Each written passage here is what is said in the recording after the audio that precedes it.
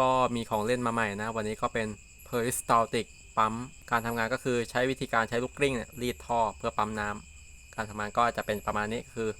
กด start เครื่องก็จะทำงานกด stop หยุดทำงาน start ใหม่แล้วก็เพิ่มความเร็วรอบได้ถ้าเร็วมากไปก็ปรับลงมาได้อยู่หรือจะไปปรับเป็น max เลยก็ได้ความเร็วรอบสูงสุดแล้วก็ปล่อยกลับมา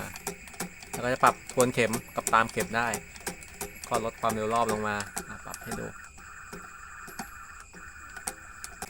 ก็การใช้งานก็จะประมาณนี้ครับผมเป็นเครื่องมือวิทยาศาสตร์นานๆจะได้เห็นนะรุ่นนี้วัตสันมาโร